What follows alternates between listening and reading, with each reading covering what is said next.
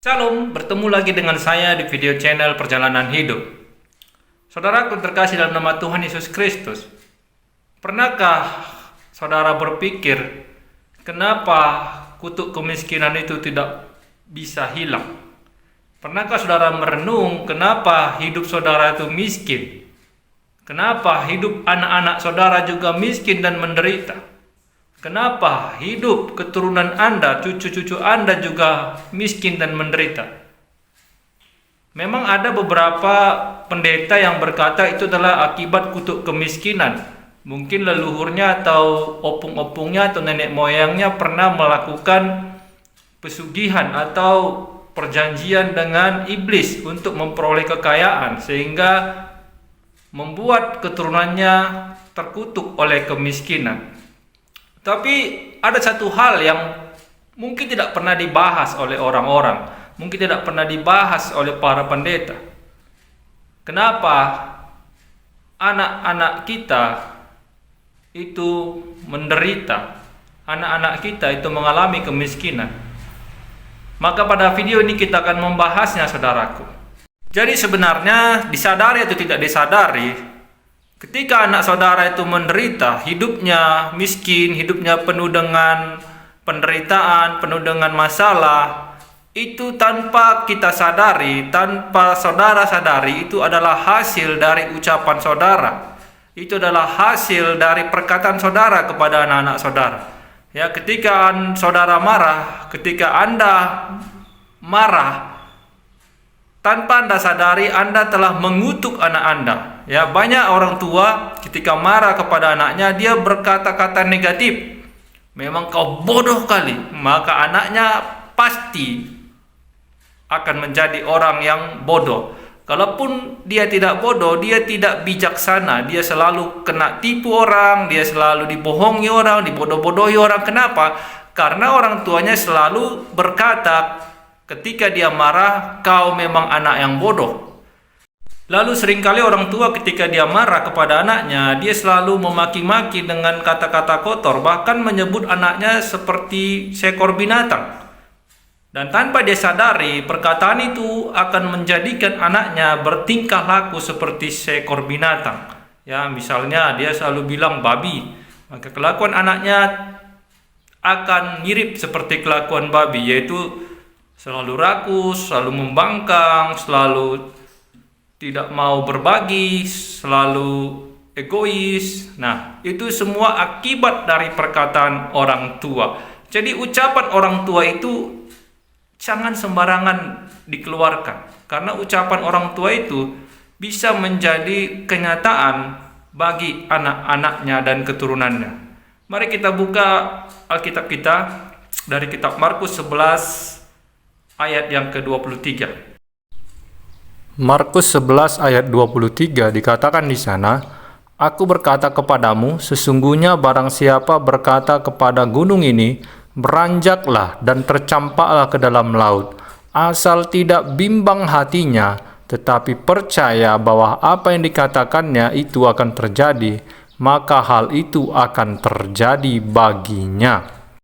Dalam ayat itu kata kuncinya adalah asal tidak bimbang hatinya, maka apa yang akan dikatakannya pasti terjadi. Nah, inilah yang disebut dengan sugesti atau doa atau ucapan yang berkuasa. Karena apa yang dikatakan dengan sepenuh hati, dengan kepercayaan yang sangat teguh, itu pasti akan terjadi. Nah, persoalannya manusia kalau untuk mengucapkan hal-hal yang baik itu biasanya tidak pernah sepenuh hati, ya. Misalnya, semoga baik-baik saja, itu biasanya hatinya berkata dengan santai saja, dengan tenang saja, tidak ada keyakinan yang begitu teguh. Tapi ketika seorang manusia itu dalam keadaan marah, ya, tanpa dia sadari, dia berkata-kata itu dengan sepenuh hati, tanpa keraguan sedikit pun. Kenapa? Karena emosi yang memuncak itu membuat perkataannya keluar dengan sungguh-sungguh, tanpa ada mikir apa akibatnya di masa depan. Itulah yang dikatakan berucap atau berkata dengan sepenuh hati. Dia tidak bimbang. Ya. Coba perhatikan orang yang sedang marah. Apa yang diucapkannya itu sungguh-sungguh. Benar-benar sungguh-sungguh. Sehingga itulah yang membuat setiap perkataan-perkataan negatif, apalagi diucapkan dalam keadaan marah, itu bisa terjadi. Makanya kita sebagai orang percaya, kita harus mengendalikan hati kita. Kitab Amsal berkata, jagalah hatimu dengan segala kewaspadaan, karena dari sana terpancar kehidupan. Itu jelas, saudaraku. Apa yang keluar dari dalam hati kita, itu menghasilkan seperti apa kehidupan kita. Maka kita harus menjaga hati.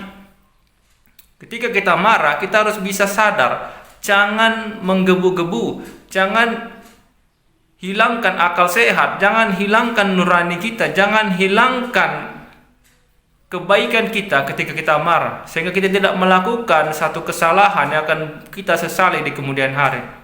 Ya. Jadi jangan sepele dengan perkataan, jangan sepele dengan ucapan. Apa yang kita ucapkan itu pasti terjadi. Makanya kita harus belajar untuk mengucapkan berkat, untuk mengucapkan hal-hal yang baik. Buanglah perkataan-perkataan kutuk, buanglah perkataan-perkataan yang buruk, yang kotor, yang tidak bertanggung jawab dari mulut kita. Karena ini bisa kita sesali di kemudian hari, terutama kepada anak-anak kita, kepada keturunan kita. Jangan sembarangan berbicara. Itu makanya kenapa orang-orang tua zaman dulu itu sebelum mereka berbicara, itu mereka pikirkan dahulu apa yang harus diucapkan. Makanya mereka menjadi orang-orang yang bijaksana, dan firman Tuhan sudah mengatur itu. Ya, orang-orang yang bijaksana itu adalah orang-orang yang memikirkan apa yang akan dia katakan, apa yang akan dia ucapkan. Kecuali orang-orang bodoh, orang-orang yang fasik, orang-orang jahat, mereka sembarangan saja berbicara. Karena mereka pikir perkataan itu tidak ada efeknya, perkataan itu tidak ada kuasanya. Padahal faktanya, semua perkataan itu adalah doa. Semua perkataan itu punya kuasa, ya, punya kemampuan untuk mewujudkan apa yang kita ucapkan. Apalagi kalau perkataan itu diucapkan terus-menerus dengan kesungguhan hati, dengan keteguhan hati, itu pasti terjadi. Pasti terjadi, saudaraku. Karena apa yang kita ucapkan itu adalah doa. Seperti kitab Markus 11 tadi. Asalkan tidak bimbang hatinya, apapun yang dikatakannya pasti terjadi. Itu dia, saudaraku. Jadi kenapa banyak orang tua melihat anak-anaknya hidup menderita, melihat anak-anaknya hidup miskin, hidup melarat, hidup penuh masalah? Itu karena perkataannya sendiri. Makanya ketika marah itu jangan sembarangan berbicara. Ya, kalau perlu kita marah, jangan sampai mengucapkan satu kata pun. Ya, boleh marah, tapi kalau kita tidak bisa mengontrol lidah kita, lebih baik kita diam. Itu lebih bagus. Karena orang yang diam itu biasanya mengendalikan lidahnya untuk tidak berkata-kata yang sia-sia. Jadi inilah yang membuat kutuk kemiskinan itu tidak pernah berhenti dari kehidupan kita, kehidupan anak-anak kita, kehidupan keturunan kita. Jadi berulang kali pun didoakan oleh pendeta, oleh darah Yesus Kristus kami hancurkan kutuk kemiskinan. Tetapi ketika kita selalu berkata yang buruk, kita berkata yang jelek-jelek, kita selalu berkata yang tidak baik, maka itu tidak akan pernah bisa selesai, saudaraku. Ya, kutuk kemiskinan itu tidak akan pernah bisa kita hancurkan. Kenapa? Karena kita selalu mengulang-ulang itu terus-menerus. Ya. Jadi itulah rahasianya kenapa anak-anak kita selalu hidup menderita. Karena ketika kita marah, kita selalu mengucapkan kata-kata kutuk kepada mereka. Belum lagi ada orang tua yang kebiasaan berucap kotor, yang kebiasaan berkata-kata tidak baik, banyak sekali.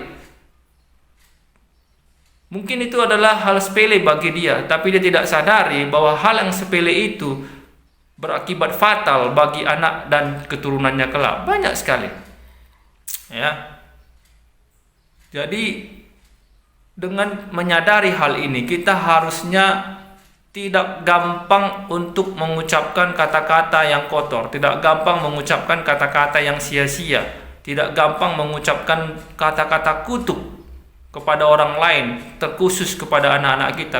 supaya anak-anak kita atau keturunan kita nanti itu hidupnya bahagia, saudara, hidupnya penuh berkat. Maka ucapkan berkat, ucapkan yang baik-baik. Kalaupun anak kita nakal, jangan bilang kau nakal kali, seperti binatang kau, jangan, saudara. Karena itu akan menjadikan dia seperti yang kita katakan. Itu pasti. Percayalah, saudara. Makanya jangan ada penyesalan di kemudian hari kalau kita tidak bisa mengontrol lidah kita.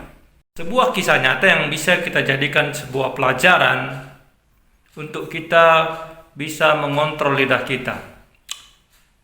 Nama dan tempat tidak perlu disebutkan, ya. Kisahnya seperti ini. Ada seorang wanita yang sudah janda memiliki satu orang anak pria yang tampan, sehat, kuat, pintar dan bijaksana. Nah, suatu hari si wanita ini membeli sebuah vas bunga yang sangat mahal dan sangat disukainya.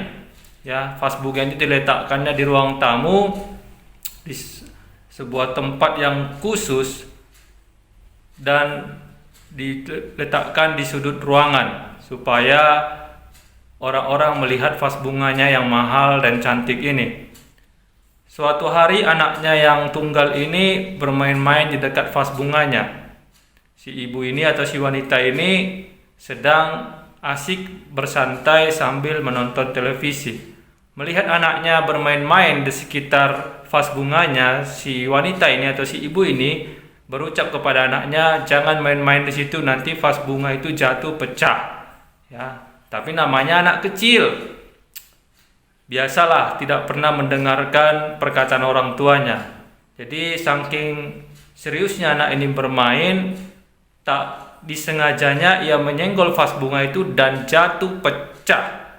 Mendengar hal itu, sang ibu atau si wanita ini sangat murka dan marah kepada anaknya.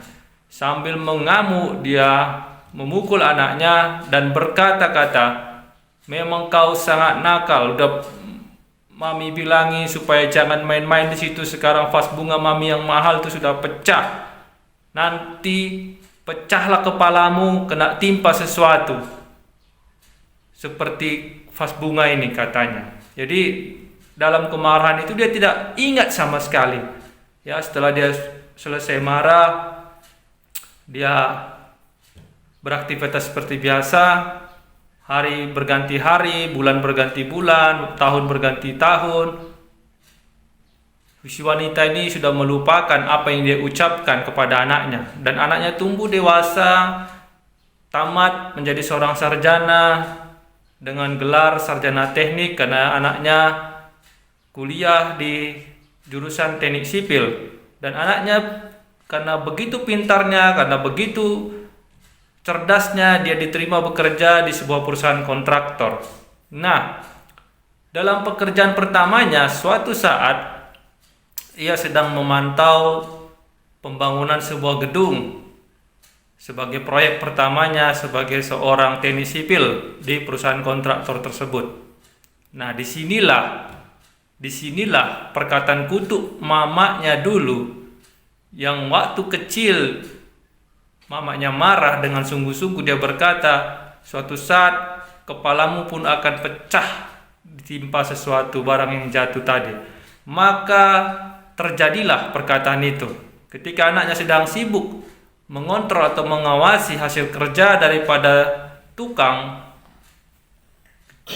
Sebuah dinding di tempat anaknya sedang bersandar tiba-tiba rubuh dan menimpa anaknya tersebut. Dan alhasil dinding yang rubuh ini membuat kepala anaknya pecah dan akhirnya sang anak pun meninggal dunia.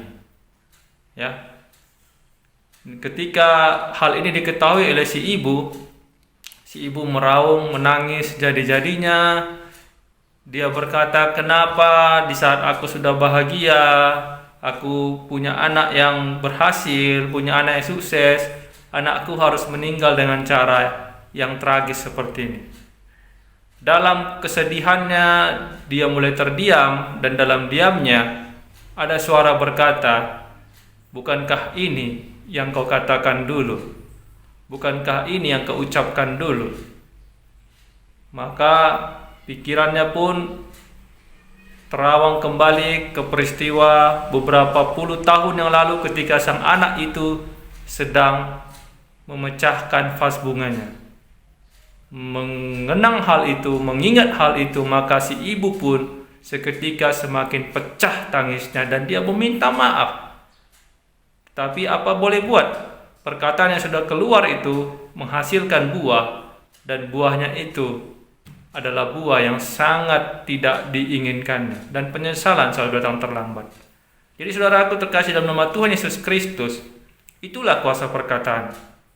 Memang kita ucapkan sekarang itu belum tentu terjadi langsung, belum tentu. Tapi seiring berjalannya waktu, apa yang kita ucapkan itu pasti terjadi. Dan itu akan kita sesali di kemudian hari. Untuk itu firman Tuhan selalu berkata, jagalah hati. Karena dari sana terpancar kehidupan. Karena dengan menjaga hati kita mampu mengontrol perkataan kita. Kita mampu mengontrol ucapan kita. Kita mampu mengendalikan semua kata-kata kita. Supaya yang keluar hanyalah kata-kata berkat, ucapan-ucapan berkat, tidak ada satupun ucapan-ucapan kutuk. Jadi saudaraku yang terkasih dalam nama Tuhan Yesus Kristus, berdasarkan kebenaran firman Tuhan ini, marilah kita belajar untuk mengendalikan hati, menjaga hati, supaya kita bisa mengontrol perkataan kita. Karena lidah yang kecil ini, lidah yang tidak bertulang ini, memiliki kuasa untuk menghancurkan, tapi juga memiliki kuasa untuk memberkati. Demikian video ini saudaraku, terpujilah nama Tuhan Yesus Kristus. Sampai jumpa di video selanjutnya. Tuhan Yesus Kristus memberkati kita semua.